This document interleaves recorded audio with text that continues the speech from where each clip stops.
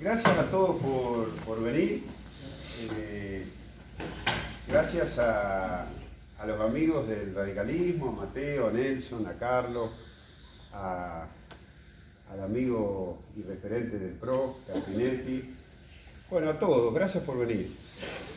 Hemos estado en Navarro en abril, recordarán, uno está recorriendo la provincia y en ese contexto pasamos de vuelta por Navarro, un poco también con el espíritu de descansar un poco, por supuesto charlar con ustedes y el lunes voy a estar en Lobo. Y después viene una seguidilla, después vamos a Pergamino, vamos a Roja, a Pinamar, a Mar del Plata, y seguimos recorriendo la provincia de Buenos Aires. Este lunes que vamos a Lobo va a ser el pueblo 61 que recorro desde que dejé la banca el 10 de diciembre. Sin tomarme vacaciones, sin irme a ningún lado, sabiendo lo que venía y lo difícil que iba a ser este año, tomé ese compromiso que ustedes ya lo saben. Y yo decía, antes de las PASO del año pasado, planteaba un montón de cosas que hoy está sucediendo, porque tenemos experiencia y sabemos lo que se venía en la Argentina. La primera que dijimos es que el año que viene, porque eso lo dijimos antes de las PASO del año pasado, el año que viene, el año 22, iba a ser el peor año de las tropelías del kirchnerismo. Esa fue la definición que dimos. Por eso que es bueno recurrir a lo dicho, porque uno no tiene que sobreactuar ahora, dar declaraciones de momento, decir, bueno, y a mí, frente a lo que me pasó, me parece esto. No, explicamos lo que iba a pasar. Con lo cual, eso significa que lo que está pasando era inevitable. No es que había chance de que pudiera pasar otra cosa. Acá no está actuando el azar. Las cosas no se están dando así porque mágicamente fueron en ese sentido. Entonces decíamos eso, y me acuerdo que cuando lanzamos Recambio en el Club Hípico de Núñez, al lado de la cancha de River, antes de las PASO, le decía a quienes así estaban y a quienes los vieron por las redes sociales, que uno ya sabía para dónde iba a ir el gobierno con matices, a una demolición institucional, a una actitud de agredir las instituciones, no para lograr la impunidad de Cristina, que no era el único fin. El fin final del gobierno, liderado por la vicepresidente, es quedarse para siempre. Ese es el fin final. Por supuesto que una cosa implica necesariamente la otra. Para quedarse para siempre, hay que lograr la impunidad y hay que terminar con la división de poderes. Hay que desvanecer definitivamente los controles y la posibilidad de que el sistema le ponga un límite a los deseos de la vicepresidente, que es ir a la autocracia. Porque esto que se define, y uno se desvive por explicarlo como la grieta, como que tenemos que ir al pacto de la Moncloa, a entendimiento, a acuerdos patrióticos que signifiquen perdón y olvido y cero reparación, esto no es saludable para la Argentina. Se plantea que la grieta en una cosa que cada vez está peor es la existencia de diferencias. Entonces ustedes encuentran que en un club de fútbol dos personas piensan distinto acerca de qué hay que hacer con los dineros de los socios, si ampliar el club o hacer otra cosa. La grieta del club. No es la grieta. Es una diferencia que está buena porque es debate. La grieta de los artistas, la grieta de los periodistas, la grieta de los políticos.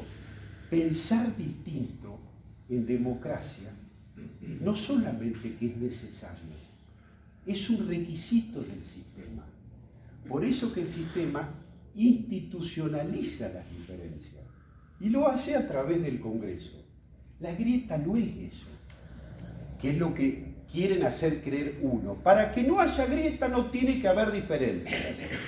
No, La grieta es luchar contra quienes quieren ir al pensamiento único y acallar las diferencias.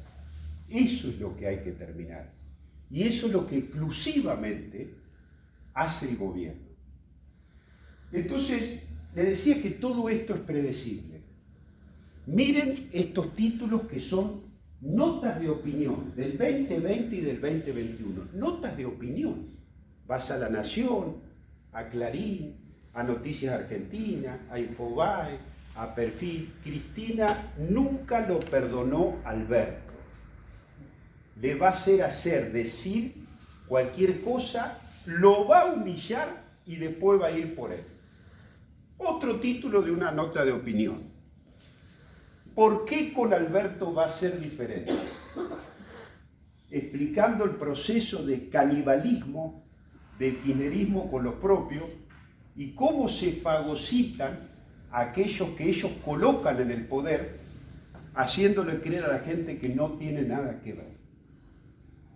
¿Qué es lo que está haciendo Cristina? Cristina le dice a la sociedad argentina que ella no es parte del gobierno y que no integra el oficialismo. Macanudo con ese truco de magia y ese cuento que quiere hacer y que tiene esos antecedentes en Santa Cruz. Otra nota de opinión. O hay Cristina o hay justicia. No pasaba nada de lo que está pasando hoy en día. Y la última, reconocido por todo el periodismo, una semana antes del alegato del fiscal Luciani, que es un pedido de prisión, no es una condena. No hay condena todavía. Cristina es tan mafiosa que es capaz de declarar en contra de Néstor para salvarse. Había que decir eso. Había que animarse a decir eso. A la semana lo hizo. Agarró la cadena nacional y dijo, miren, si serán que Néstor se reunió con Magneto, hicieron una cosa ahí, rapidito, nadie dijo nada, nadie investigó nada, y le imputó un delito gravísimo a su marido. El mensaje era otro. El mensaje era, a él no se le animaron, y a mí sí. Y eso es un mensaje mafioso. Y sabía uno que lo iba a hacer. Y miren, si no estábamos en lo cierto.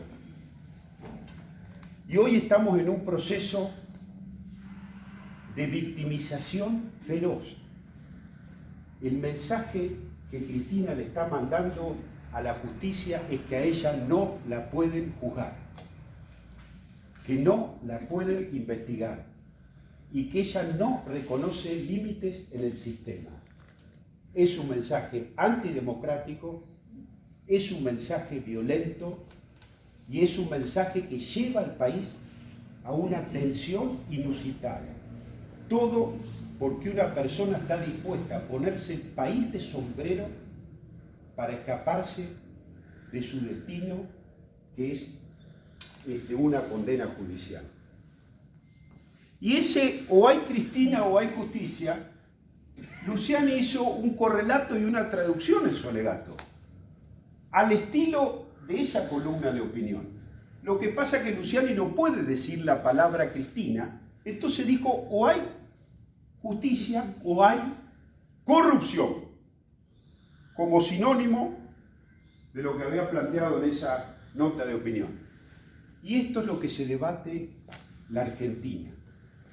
Por eso en una de las últimas entrevistas, porque uno no va a permitir, después de todo lo que hizo el kirchnerismo, que se quede con el relato que ellos quieren instalar, le decía a un periodista que así como se robaron los dineros públicos de los argentinos a través de una organización delictiva piramidal desde el poder, continuada en el tiempo, así como se robaron los dineros de los argentinos, también no van a tener empacho en cometer nuevos delitos y, si es necesario, robarse una elección para perpetuarse en el poder.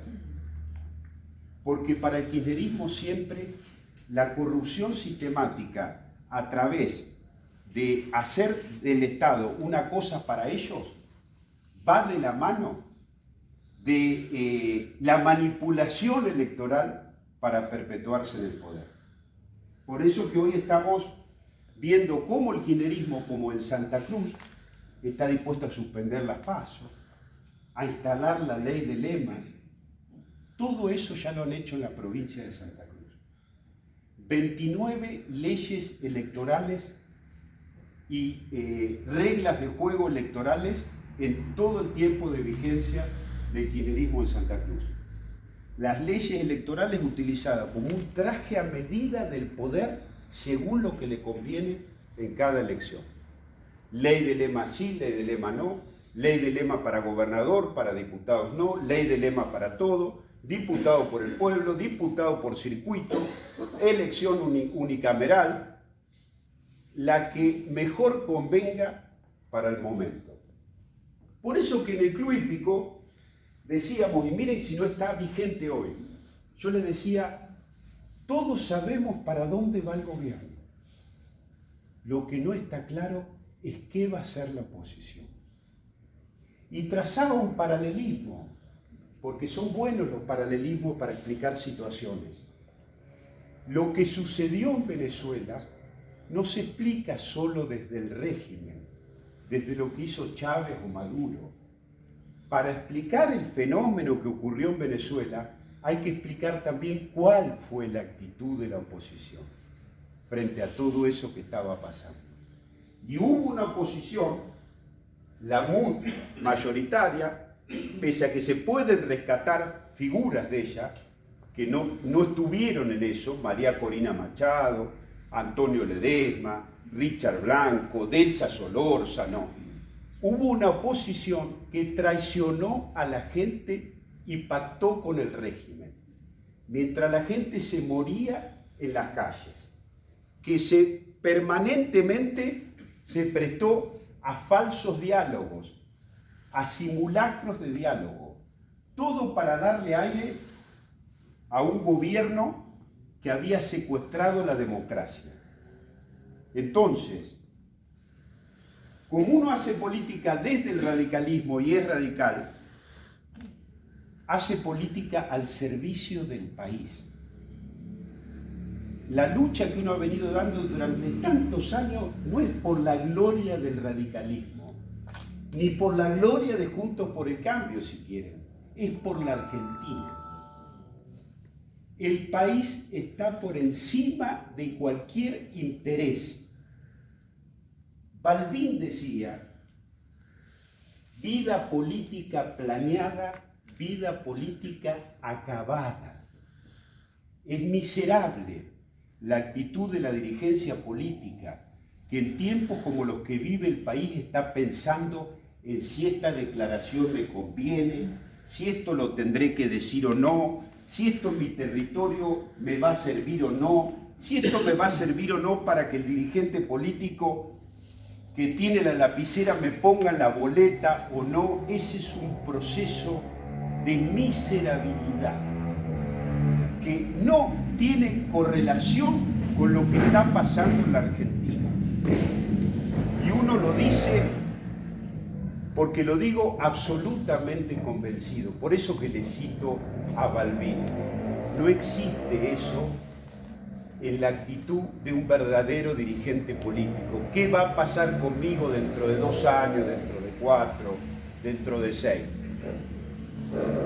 Entonces quiero darles esta última idea. ¿Qué es lo que está pasando ahora? Un proceso de victimización. Por supuesto que todos nosotros como hombres de la democracia, como hijos de la democracia, no de la corrupción, ¿sí?, condenamos la violencia política, porque la padecimos, porque venimos luchando contra eso, contra ese autoritarismo y demás. Claro que la condenamos siempre, y como hacemos eso, queremos que lo que pasó ayer tenga un esclarecimiento serio, verdadero, que no nos vengan con cuentos orquestados del poder, Yo vivía en Calafate cuando en el año 2007 la provincia estaba prendida a fuego. Los Kirchner estaban atravesando un momento en el cual, como ocurrió también en mucho tiempo en Venezuela, en algunos momentos de la historia, con manifestaciones callejeras tremendas, las últimas que ocurrieron en la provincia de ese nivel, el último esfuerzo de una ciudadanía por liberarse de la autocracia, las marchas de la dignidad le llamaban. Yo no sé si ustedes se acuerdan de lo que ocurría en el 2007 en Santa Cruz. Autos volcados, prendido fuego, la ciudad parecía Beirut, toda la basura en la calle. La Peralta Gobernador, no levantaban la basura, las tortugas ninja que decían porque habían mandado la gendarmería, la ciudad estaba sitiada, el kirchnerismo atropellando docentes en esa misma marcha, Barizat. En las marchas se ponía enfrente, junto a la gente, el obispo Romaní, iba adelante de las marchas. Yo fui candidato a intendente y me entrevisté con Romaní, y me dice el ministro, porque sabía de estar en la provincia, había llegado hace 6 meses, me han hablado de vos, me dice, y sé cómo estás viviendo. Lo que no puedo creer es lo que está pasando en esta provincia, que para el poder, me dice el obispo, todo aquel que es adversario político es un enemigo a destruir. Así me dijo el obispo en ese momento. Un gobierno en esa situación. ¿Y qué pasó? ¿Cómo se disipó toda esa cuestión? Yo les trazo los paralelismos porque uno no puede dejar de decirlo, porque es ayudar a pensar, dar elementos que ayudan frente a esto que está pasando. Y bueno, estaba Alicia Kirchner un día en un restaurante y había gente en ese proceso de manifestaciones en la calle. Y le dijeron a Alicia, salga por la puerta de atrás. Pasa el conveniente, mire, salga por acá, ahí tiene el auto a 10 metros, se va y no se entera nadie. No, yo voy a salir por adelante, dijo Alicia. A propósito, a provocar. Y salió por adelante. ¿Y cuál fue la respuesta de la gente, de los odiadores? Y le tiraron 5 huevos y un paquete de harina frente a lo que estaba pasando en la provincia. Hicieron un escándalo victimizador insoportable de resistir. Nos llamaban los periodistas a nosotros como dirigentes políticos y dicen, ¿cómo? Explíqueme qué tiene para decir de la agresión a Alicia Kirchner. Nada. Yo les voy a contar de lo que pasa en la provincia. ¿Sí? Y después apareció a los meses un loquito que se escapó de un centro de salud mental, se subió a un camión y no sabía para dónde iba y casi que incrustó el camión en la casa de Kirchner, comprada a Lázaro Báez y después vendida de nuevo a Lázaro Báez. No queremos que lo que pasó quede en la nada. Queremos un esclarecimiento total de lo que ocurrió. No queremos ningún cuento oficial. Estamos en contra de la violencia y a favor del esclarecimiento verdadero de lo que ocurrió. Pero no vamos a permitir que el gobierno vuelva a usar esto como un mecanismo para generar miedo y para hacer un disciplinamiento social. ¿Cómo? A través de lo ocurrido. ¿Cómo? El disciplinamiento social es el proceso... ¿Cómo vamos a hacer para primero explico eso. Es un proceso de autocensura, ¿sí? De dejar de decir lo que pasa y de empezar por miedo a que el gobierno pueda instalar su verdad. Lo que nosotros tenemos que hacer, Carlos, es hablar con la verdad y exigir sin miedo que el gobierno se ocupe de lo que se tiene que ocupar. Esto no es un magnicidio, por eso les contaba lo del camión. esto es un acto de una persona que no está vinculada a ningún partido político, que no la mandó a nadie, que no responde a grupo alguno, no es un acto terrorista, nadie se hizo cargo de lo que sucedió. Y además queremos saber verdaderamente lo que ocurrió, porque hay muchas cosas que son groseras, ¿sí? ¿Y por qué digo que son groseras? Porque hace unos días el kirchnerismo insistió fuertemente con que retiraran el operativo de seguridad que había montado la policía de la ciudad y las vallas. Y yo dije en aquel momento que era un error politizar la actuación de las fuerzas de seguridad, que las fuerzas de seguridad tenían que estar allí justamente para proteger a la vicepresidenta y a todos los vecinos, y que no había que retirar a las fuerzas de seguridad de la ciudad, porque eso era retirar la ley y dejar hacer lo que se quisiera allí. ¿Y qué reemplazó a las fuerzas de seguridad de la ciudad? Y bueno, la Policía Federal, que responde a Aníbal Fernández, y los 70 custodios que tiene la vicepresidente. Y sin embargo ocurrió lo que ocurrió. Y fueron 100. Y fueron 100. Entonces, uno tiende a pensar y a decir, ¿qué hubo allí? ¿Zona liberada? ¿Cómo pudo pasar eso? ¿Cómo puede ser que la vicepresidente, después de lo que ocurrió, siga caminando como si nada pasara y nadie la agarrara y se la llevara de ahí a otro lado? Hay cosas que son inexplicables. ¿Por qué no se activó el protocolo de seguridad? Que siguió firmando libros como si nada hubiese ocurrido. No estoy diciendo que lo que ocurrió no es grave. Lo que estoy diciendo es que necesitamos luz y necesitamos la verdad, no el cuento del poder. Y el kirchnerismo, la verdad, que tiene antecedentes en cuestiones de trampa. Eso es lo que estamos ocurriendo. Las pruebas contra la vicepresidente son abrumadoras. Son abrumadoras. Esto no se trata de una casa que se hizo mal, que se derrumbó, que se cayó el techo. No, se trata de obras que se pagaron 3 o 4 veces y que no se hicieron. Entonces, no hay posibilidad alguna de negar eso. Se trata de una persona que no tenía ningún expertise con la obra pública y de golpe se transformó en el hombre que hacía la obra pública de la Argentina, no de Santa Cruz.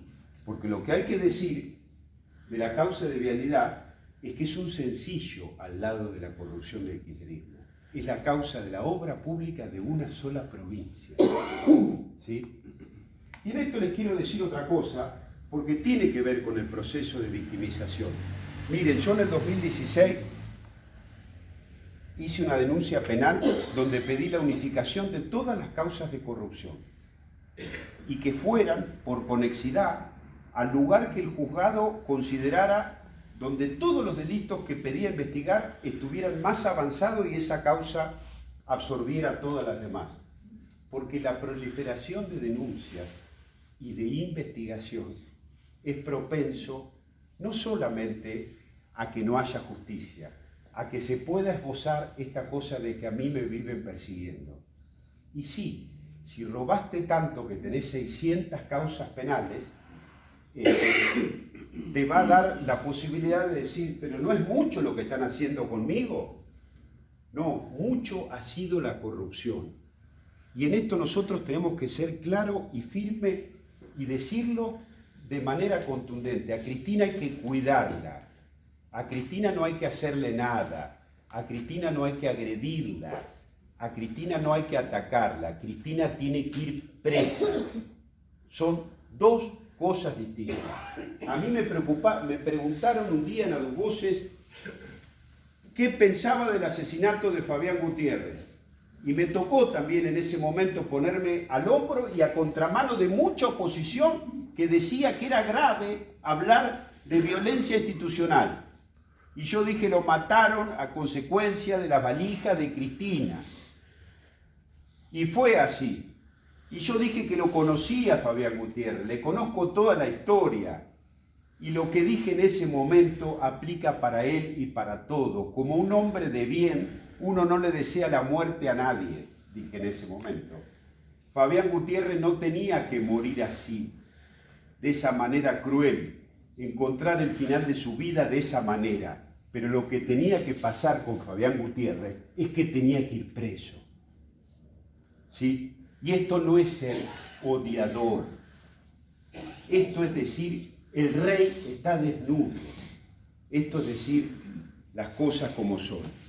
En este proceso que vive la Argentina, nosotros salimos haciendo que funcionen las instituciones, recuperando la cordura cívica, la normalidad institucional, pero lo que se juega, créanme, y esto estoy sumamente convencido, que más allá de la transgresión jurídica de Cristina, más allá de sus delitos, lo que se está jugando en la Argentina, y a veces nosotros como sociedad no tenemos una clara conciencia del momento histórico que estamos atravesando. Lo que se está jugando en el país es qué idea vamos a inmortalizar para los tiempos, qué idea le vamos a dejar a las próximas generaciones, qué idea fundacional como país queremos que quede inmortalizada para los tiempos.